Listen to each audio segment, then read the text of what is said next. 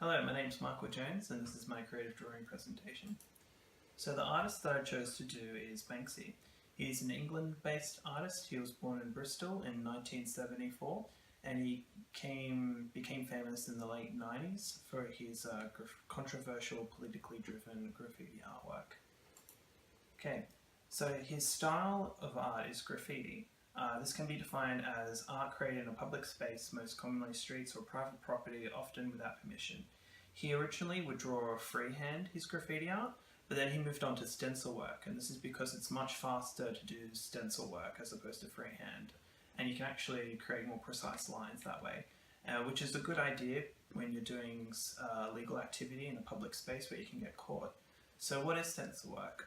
Stencil work is when you get a piece of cardboard and you draw a design on it, and then with a sharp knife you cut out the shapes of that design, and then you lay that design flat on any surface and you can spray paint over on the cardboard, and then when you remove the cardboard you'll have your artwork. Okay, so his art is epichromatic in nature, using satirical dark humor to communicate a politically driven message. For example, this one, Sweeping Under the Carpet, is a commentary on how the government deals with its problems, and in this artwork, Cave Painting, is a commentary on,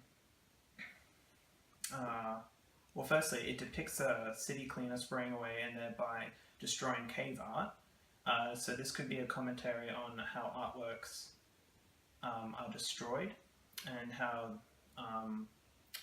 like destroying the artwork is a form of vandalism in and of itself, and how society generally values art, and it's a commentary on that. Okay, moving on. Okay, so let's talk about his use of form and shape, using In Tesco We Trust as an example.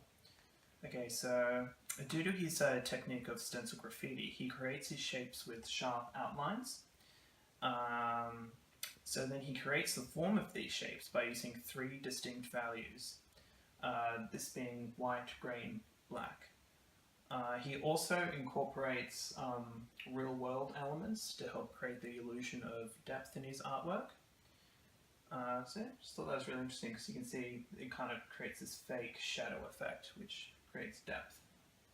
So he also plays with form and shape in his sculpture work, and in this one, London Telephone Booth, you can see how the telephone booth is kind of like leaning up, looking at the pickaxe as blood is dripping down, and this plays with our senses of the phone booth having human qualities and makes us question the concepts of personhood.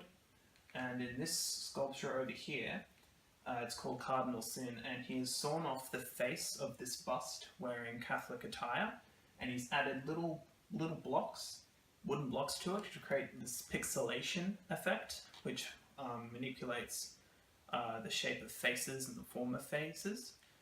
This is a commentary on the child abuse scandals that were going on in the Catholic Church at the time. So those are two ones. Okay, let's talk about his use of colour. So when Banksy uses colour in his work, he usually uses high saturation colours. So you can see in this one, Balloon Girl, he's used a really high saturation of red to help communicate the meaning of his art. So like the loss of innocence flying away in that one. And when he uses two colours, he uses low saturation, and this low saturation creates sort of like a juxtaposition because it's usually like calm pastel colours that then confront with like vivid imagery. So that's how he uses colour.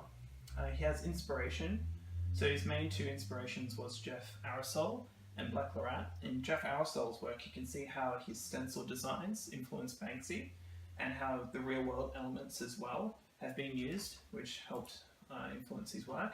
And with Black Lorat, he is the father, sort of the grandfather of stencil work, so lots of Banksy's work with stencils comes from Black Lorat. So on the left here you see Black Lorat's soldier, and then we see Banksy's policeman.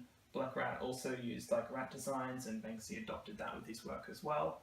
And this one we see sort of like a human form with a robot head, and Banksy has also sort of adopted that human form and head. Okay, well that's my presentation. Thank you very much, and thank you.